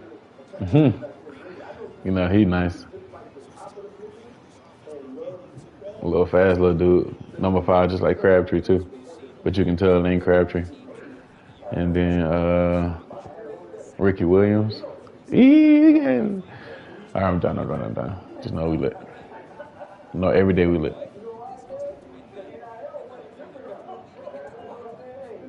RP Rich Homie.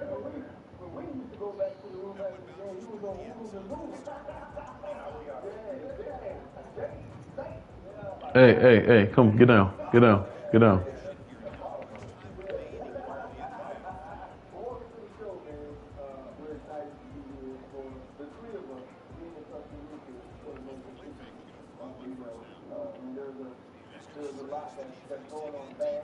That running back. Yeah, niggas use it. Them running backs was cheap though. The Genty and them other running backs from 88s, they all cheap as fuck.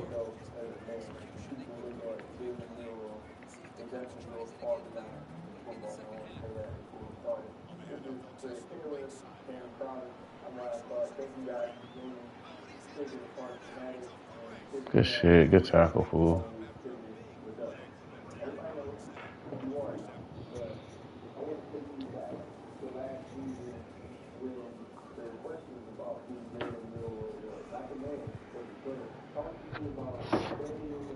They be interviewing some interesting people.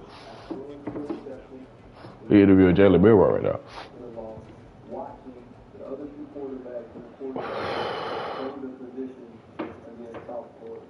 What were the emotions like that day? Because you were so supportive as a guy who knew that it wasn't going to be his day to be. I think ultimately it fell back to Uncle Togo and Togo in that process, right? And one thing that I try to reflect on is the thing that and when it comes to football, forget about me, I love you. At the end of the day, we had to pass when we went on the road, which is the win. So no matter who was in the game, the two won, right? Despite any challenges, despite any hardship, despite any tension that took on during the week or through, the process of getting us to that game, we had passed, which was a 1-0, which is a win the game, right? And so with the knowledge I've had, of course, those hardships prior to what's going to that game, I had knowledge, right? When I played against Texas, I played against Tennessee. So I had enough knowledge to try to pour into the guys in the room, right? Of guys that lack experience on the field and give me the information that, I've had on the football field, right? And I just saw that control the uncontrollable. I can control, how it's going using or the playing time or when I go back on the field, but I can control how great of a teammate I was. My number was called or not, I just tried to play the same way. But when it came to that game, it really just came down to controllable. And I control, my attitude, my approach, my passion, my teammates, and I just try to display that as much as possible. The ups and downs, you really try to make like 4 years. And those ups and downs coming out the game like you're talking about. Then I play the team. We're going to tell the story. Yeah. I need that story. But those ups and downs, I think Mike was so on you, he made you talk. In that first answer, like y'all understand it more than we did, but the emotional roller coaster that y'all run, who is there for you to be able to get through that as a young man? I think that's a really good question because I'm truly firm on family and the support system, right? And I'm big on faith, right? And I reflect on that as much as possible as I go on this journey of life, right? And I know that when hardships come, I know I have a great support system around me, right? I know that I can't do something by myself. I don't believe in the word self-made. I truly don't. I believe it takes a team, it takes a village, it takes a group of people that are like-minded, also smarter than you, to get you along the process. And that's something I try to reflect on when it comes to being a college athlete And being in the microscope that I am, being a quarterback at the University of Alabama, it's not an easy task. But with that, I can say I can remain grounded, humble, appreciative of the opportunity because of who I surround myself with. And so to answer your question, who I surround myself with, my parents are. They are involved with everything, right? Since I've been in college, I haven't missed one game. No matter if I started or did not start. My first year started last week. Everything, anything, how they view me, how much they Remember Jimmy Horn got another touchdown. That boy fast too. they came to everything, Oh yeah. Oh, he quitting. I play one more before I go to bed. What time is it? Ooh, damn, it's already 3:30. Fuck. I gotta get one more. I gotta squeeze one more out, juice out the apple. Just one more cup of juice out the apple. Appreciate that so much. I left college. Because, I've been in the house, all my life. And then transition going to college made me really appreciate my parents and how much they poured into me and how much they loved me, supported me, no matter how much touchdown I throw. Because guess what? When I got this decision, my parents said, Last one. love me. My mistakes, things, they didn't know. Give me a square. And for the position that I had that same game, they still love me when I went to USL. After the USL game, my dad was the first one to greet me after I left that locker room after that game, give me a big old hug. He was nothing but a smile after that game because at the end of the day, he loved me, right? And he also acknowledges that we're going to go in this path together. He feels my pain, right? Any pain that I've had, planning for a position, any pain of boredom and possible planning for a position, my dad feels that, right? He still to this day. You might not admit to this, but even the night before the game, he don't speak. That's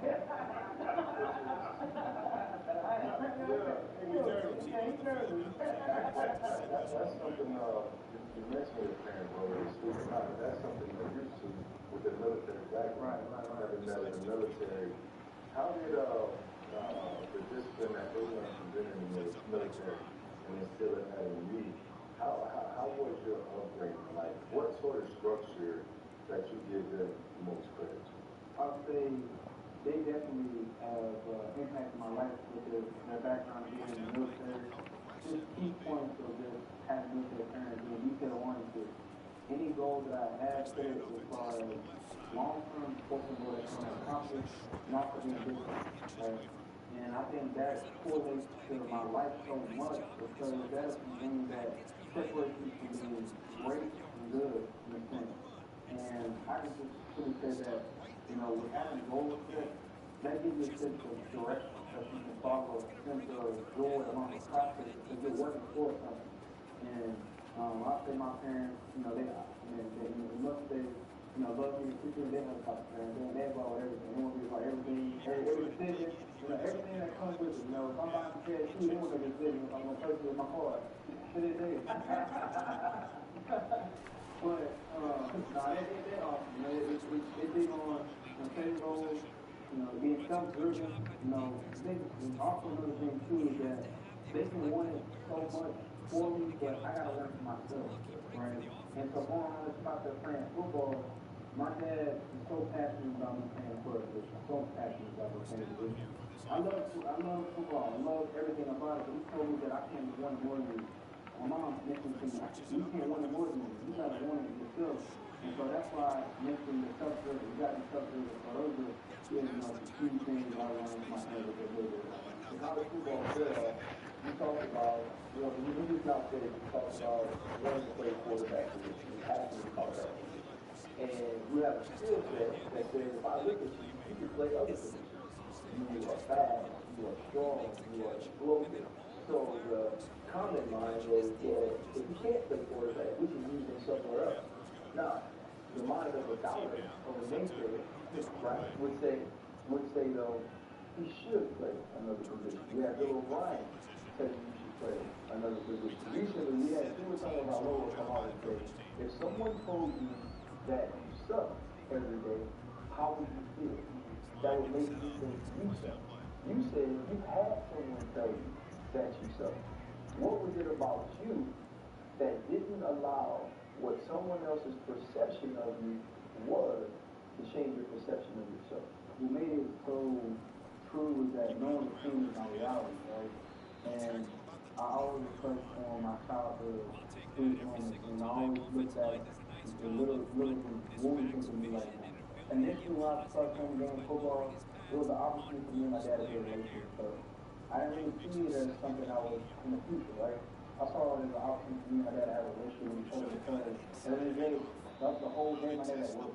So by the time we get home, he's tired, right? But we had an opportunity to go on the football field, throw the ball around and just be working out. We get our grind on, but it was an opportunity for us to build a relationship with each other. And why I'm mentioning the story of me and my dad being around each other at a young age, because I'll never forget one day we were working out and we stopped working out because Bill came. I said, I get up to my dad and said, he said, I'm asking you a question. Do you want to play forever with me? In my head, I'm like, yeah, I want to play forever with you, I'm smiling. But he was serious, like, do you really see yourself playing forever with me? And I said it, and again, yes, I do. He said, okay, let me explain to you why I'm asking this question. There's going to be hardships with you playing the position. There's going to be times where you might want to think about giving up. There's going to be times where you feel as though that no one believes in you. There's going to be times where you're going to be weary and prosperous, but you have to be self-driven. You got to be passionate about playing the position, and you got to love the game of football. If you feel as though you can do that, let's continue to work at it. So in my head, I'm young, right? I'm like, it's dad being dad, right? It's dad being dad in that moment. As I got older, I always reflect on that moment because I would say that there was past experiences that allowed me to be so strong in the moments where people doubted me when I got older, were playing the position. And when it came to getting to college, when it came to embracing scrutiny, embracing the challenge of not being, people believing in me, I already had these moments growing up. And I just reflect on just my childhood, just, my makeup. I didn't admit, I don't look, like a normal quarterback. Which is okay. We're all unique in our own way. Everybody. No matter what position you play, you look unique in your own way. And I knew that I can embrace myself and I'm okay with who I am as a person. And it didn't come from comments of Bill O'Brien, comments of coming to college. It came from my childhood of having a great pop through supporters that strengthened me each and every day, stage, falling back on stage, just having a great support system. So therefore, when it comes to hardship of scrutiny, hardship of, doubt of playing the position, I was okay because I already had my, self-motivation and just had a great support system. Dr. Favorite Williams on the show, James Daniels, all of the young black quarterbacks, and just young players now. Y'all boys be rich in college. And what rich like, we didn't get money until we got this black. We had the real money, you got to read. But just that dynamic, and you think about the parents, but you're a teenager really with money. You're a young in the early 20s with that money. And it's tough to still, I would say, you give me $1 million. Man, my daddy didn't tell me to go sleep at night. That struggle, having strong parents and having your parents, my mom was there for me, but having so much, I guess, financial stuff, so much attention, so much, national spotlight on you, but also having that rooted faith and everything you're speaking about. Was it a struggle at all? Was it the whole thing going inside of you? I got to credit my parents because there was nothing I wanted growing up. Everything was provided for me. I had clothes. I had everything I wanted to growing up. So therefore, when it came to having money now in college, I didn't really do it. Because I had everything I needed growing up. I had great parents. Like, I don't have a normal title. I didn't like anything growing up. And I embraced that, and I'm appreciative of it. And I always very thankful of them and how they paved the way for me. Because at the end of the day, when it's time for me to provide my own family one day, it's going to come off the reflection of my parents and how they provide for me, And so, to answer your question, of course, it's a new dynamic to NIL and how you can benefit from yourself. And I definitely have benefit from NIL, and I'm truly appreciative now that players are all able to now benefit, with y'all guys taking away. I appreciate y'all, boy.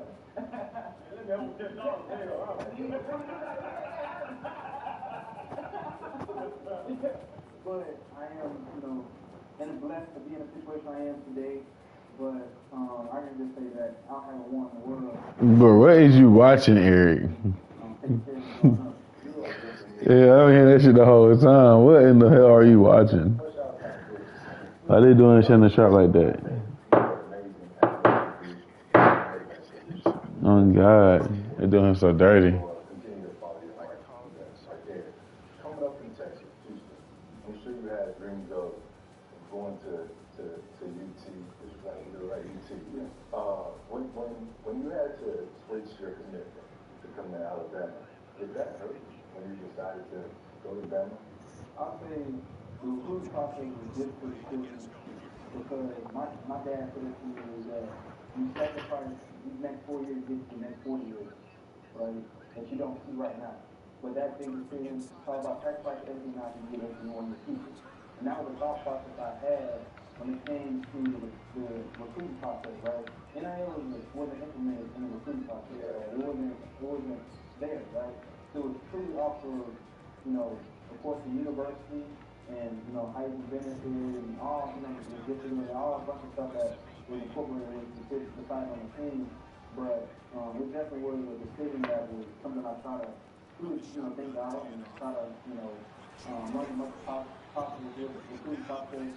But when it came down to the decision to Eastern Michigan, Texas, it wasn't just a decision. But once I made my mind up that I wanted to go to the University of Alabama, I was easy. And I felt like I made the best decision for myself. And ultimately, when it came down to the decision, it's all about sacrificing everything now to get everything in the future. And I feel as though truly, it was the best thing I was able to do because I was able to leave the state of Texas and branch out to my own land, right? Be away from my family, develop into a man. I was a boy. So I was able to go on my own, build my own, talk about self-driven. I got to get on my own. I have my mom, set an alarm, waking me up in my bed, right? I got to be self-driven to learn my plays, go on my plays. My mom popped my with me, of course, when I was back on him, we studied, football, things like that. But now I'm self-driven. I got to, go to the facility on my own. I got to wake up early. I got to eat the right things, right? And while you're gone, this is my first time away from home. Once I go to college, I fall back in a sense of level of training. With me being with my parents, they paved the way of what right looks like. So therefore, when I got to college, everything was at ease for me because of, how they paved the way. So, back to your question about, the decision of, flipping from UT and going to Alabama.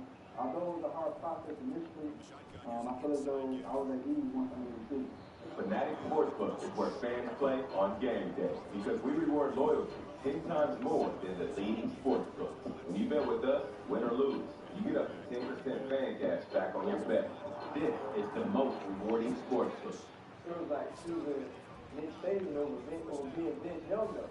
I don't have to imagine being a kid in Texas, but I was so young when Vince Young played, but that sort of legend, if I was doing the affection, I'd say, hey, you come here and do the same thing. But I know when you get on the phone with Nick Saban, it's a different deal. But speaking of coach, his last game was obviously versus Michigan.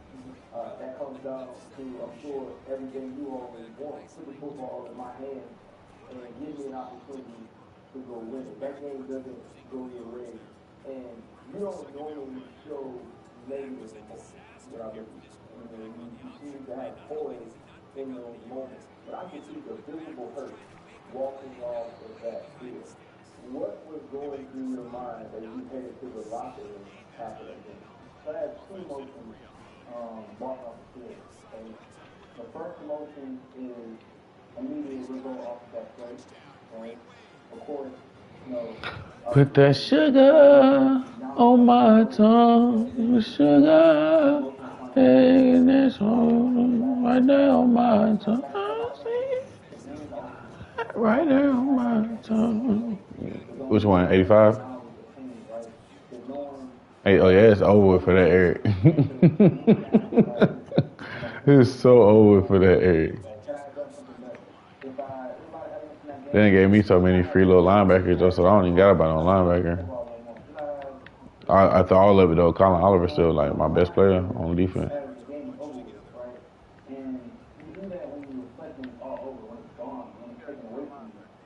I got like 5 of them hoes, bro.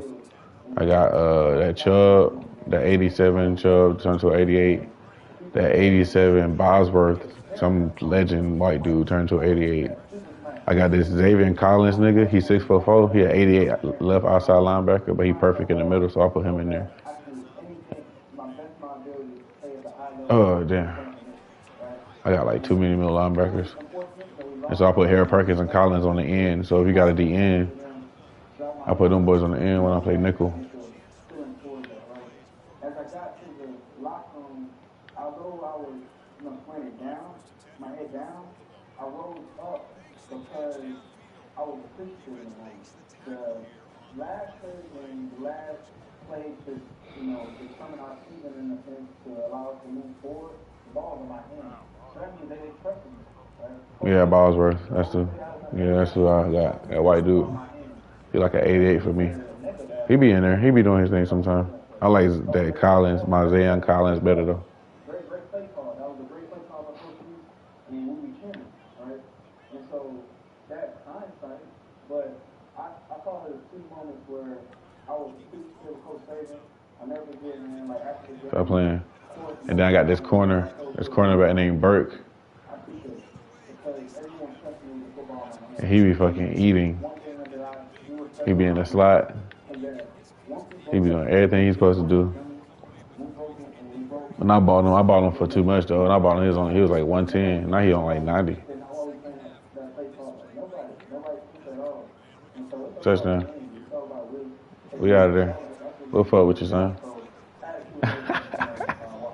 The team litty. The team litty. It's all about that O-line. Them niggas do too much down there. Ain't that right, Kimber? You wanna go outside? Is that what you're sitting next to me? You wanna go outside? I'll take you outside. I need to go to bed. I gotta go to work in the morning. I'm tripping, man. It's gonna be 4 o'clock.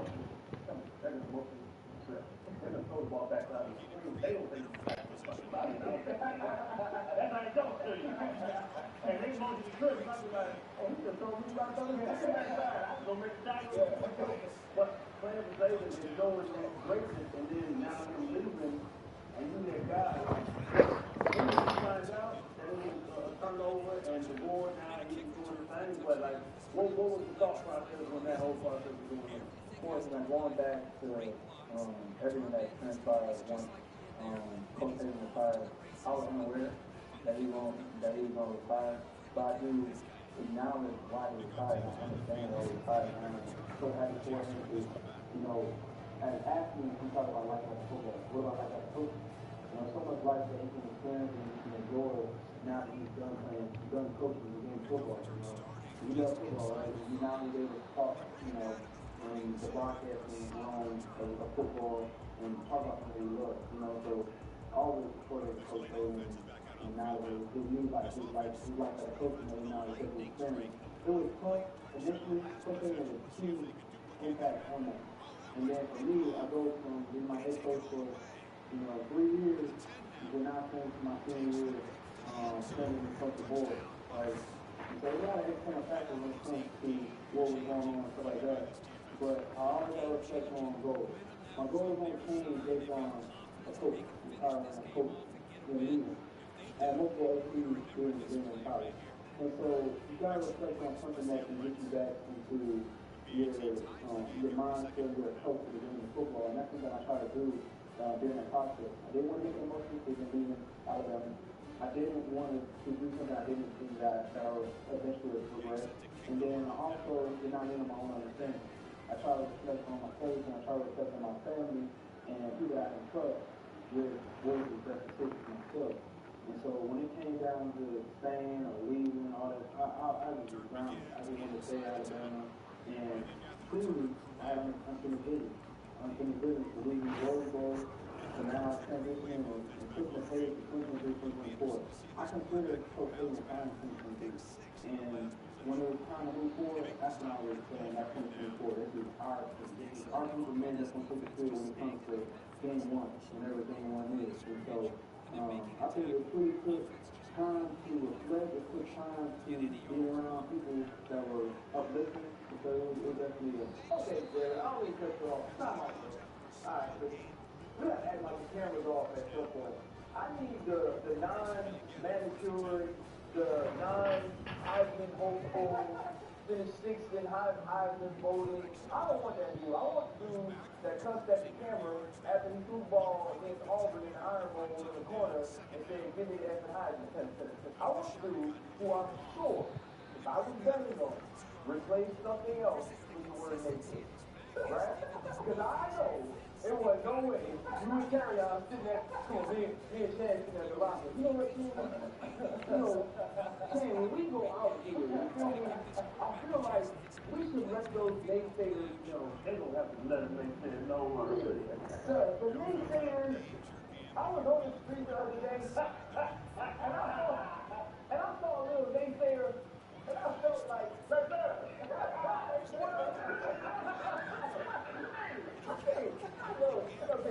I know, come on.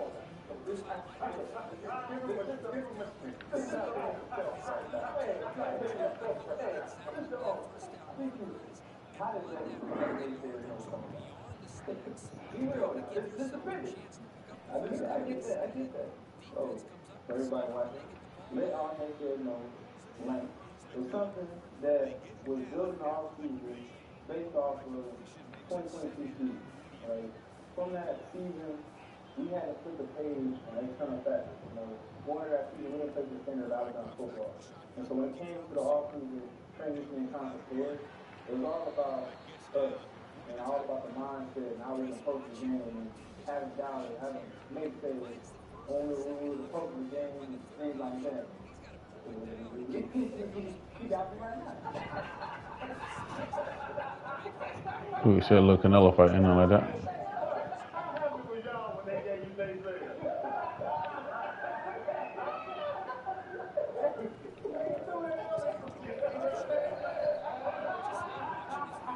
Ran with it.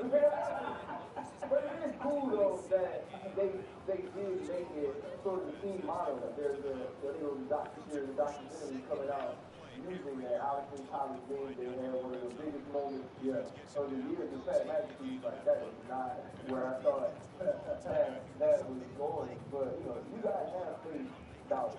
And I do want to ask you about not the transition of Saban to the board in which we'll get to, but the transition from Bryce Young to eventually David Miller. Because Bryce Young really is phenomenal from the day he threw a pass against Miami over the season 3 years ago. And then now you get a new offensive coordinator and a transfer from his school from Notre Dame also comes in to compete against in the spring. Then you have the bench. I know Coach Saban brought you into the office to talk to you and say, okay, this is your team, right? On your way going forward, you will be our starting quarterback.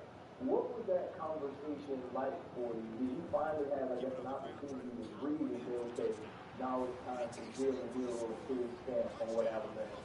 I'll say to this day, I got time to breathe, right? Me, I never want to get complacent to this day. And as I'm going on this process, as I'm going on the game that I love, which is football, I would never take a great day for granted. And when it comes to coaching the game, I told somebody the other day, I said, the day I thought Miami would start getting better, the day I retired. The day that I feel like I should be playing the game football. Until then, I want to keep on pouring into how I approach the game, mentally and physically. And so, when it came to the decision that, moving forward, I was going to lead the guys moving forward, coaching was all about touching on short-term goal and long-term goal that I had prior to the bench and prior to everything that took place. Because these goals are already set prior to the transfer coming in, prior to the season starting. And I have to reflect on the things that's been done in the dark will always come to shine. Right? If you pour nothing but good things to yourself, you reap it yourself. I just think that preparation is very key. Because preparation allows you to be less anxious, allows you to and allows you to be free. And that's all it was about when it came to the decision to move forward. It's all about reflecting on the level of training, reflecting on, what makes you not what's going up things.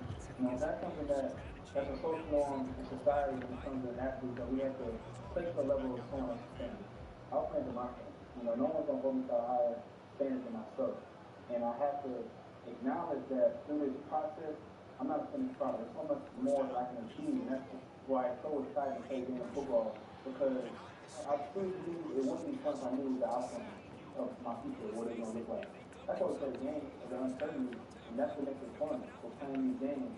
If I knew that this weekend I knew I was going to do what I was going to do, but I like the uncertainty of it, and the adversity aspect of it made me stronger as a person, and I'm forever appreciative of it, because that is a key resource for what makes Jalen Rose great.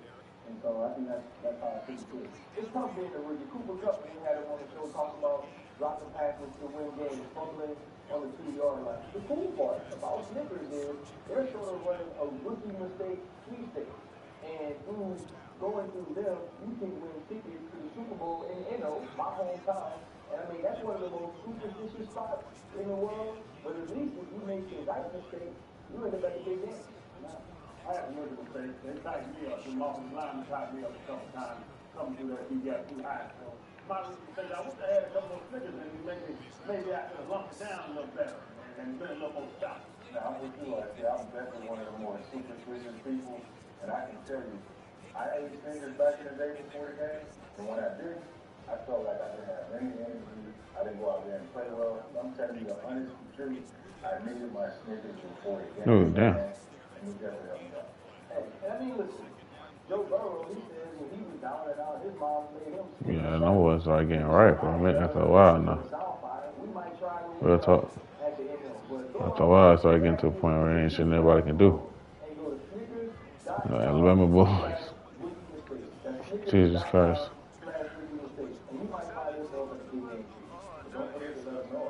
They got to share their rookie mistake on the website. What was that again?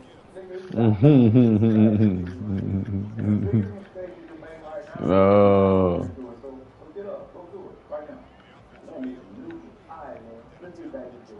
Earlier you said a mindset of unfinished business. I think it'll be that way until you decide to retire and be done with football. So keep it that way.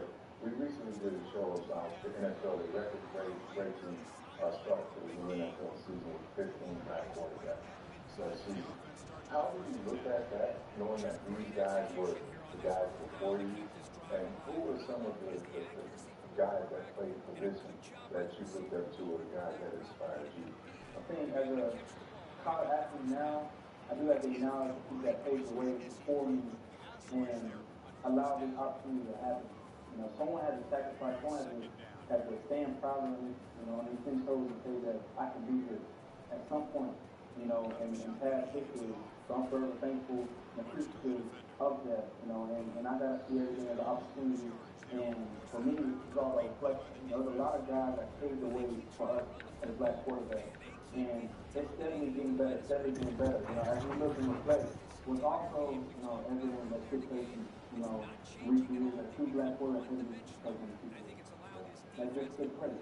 All right, now reflect on, now 2 started quarterbacks. It's steadily climbing and getting better. And there's always room for improvement in a sense, There's always things that implemented into being a quarterback in the NFL and with the power and what it takes to be successful at the position. So what it needs a lot. It needs a lot to have people of that role take to a high standard, because I feel as though you have to hold it up to a high standard. You have to acknowledge and appreciate the position, because it's a unique position. And the quarterback, there's only one person that can take that snap. And there's only one one that takes the field. And so to have that role for these guys and push them to ultimately be successful is very unique. And so to have, now 15 starting quarterbacks in the NFL, that only inspires me. Not only makes me feel there's a sense of hope, a sense of pride, a sense of direction that's set because of that crazy way. Because quarterback play is not the only characteristic that needs to be done at a high level for a quarterback to be a great leader of the team. What are some of the things you try to do away from the football field to help you become closer to your team and build that sort of chemistry and camaraderie that could lead to a national championship?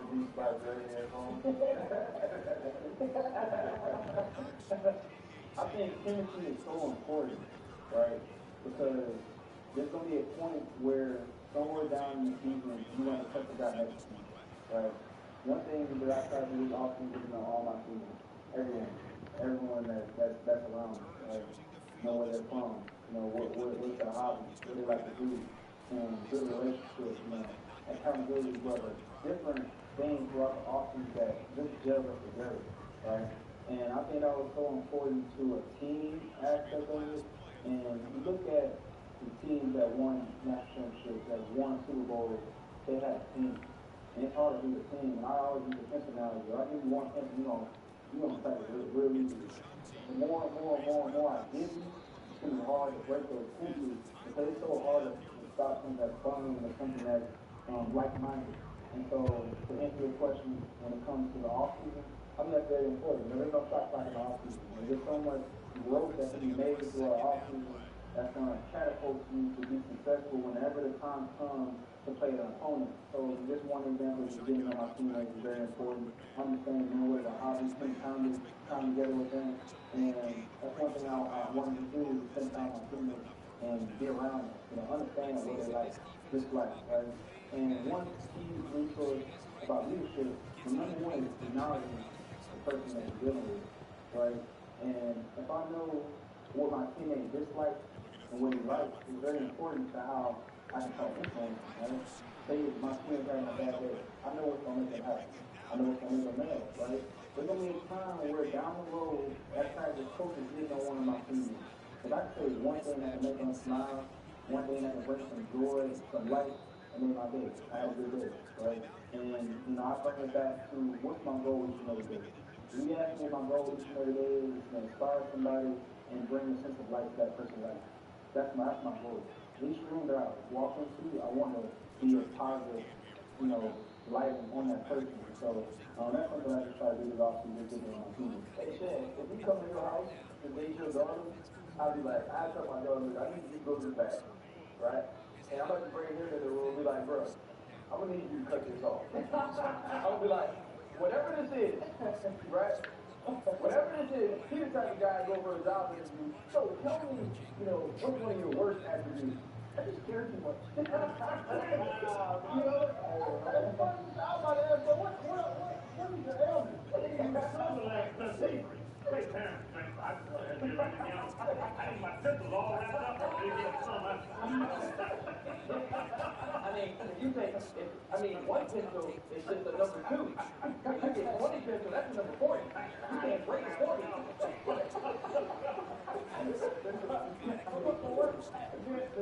I would say your face, you're more popular, or your facial recognition is higher than some of that other guys. Especially non-quarterback. Here's the story. Especially you like the hell out of here. What do you mean? You crazy around here. I ain't play. I'm going to leave you alone. You're famous now, but you're a college student. You're the king of stuff. Looks like it was a struggle. Can you enjoy yourself? Can you go hang out? Can you just walk down the street and go to the bar? Can you? Is it tough? I'm to Alabama with a business too. I'm coming here to have fun. I came here to take care of business, but all the cook and get out of here. And that's truly like I want to absorb everything from the University of Alabama, seek all the information, all the resources I needed to, but ultimately, like I said, I was all about sacrifice everything now with the next 40 years. Sacrifice the 4 years of being in college. And so it's definitely a different dynamic being a University of Alabama college quarterback and all that comes with it. But it gives you more motivation on Saturday because you have such a strong fan base, such a strong networking with, wearing the AAA and putting on display each and every Saturday. And so, I don't take it for granted. It's definitely something that I always dream about with being a college quarterback. Now to have this lighting and expenses is great, but ultimately my biggest thing, my biggest goal is just to be successful and just to be that team because all our long-term goals are in college football. Just to continue on that path, you played for a legendary coach in Nick Saban. I mean, we hear about the Dad Bryant and all these other legendary coaches. And our kids, they're going to be talking about, how great Nick Saban was as a coach. Not only that, this program, Alabama Crimson Tide, you guys don't know one like they dreamed of back in the day. This is one of the most prestigious college football programs in the history of college football.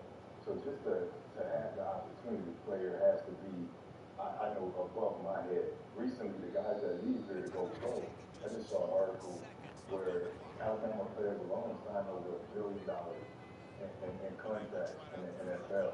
What's the feeling like, or like to really be, walking around campus? Here you are, you're a graduate. I already eat, stay up, my nigga. I hit you up. Later.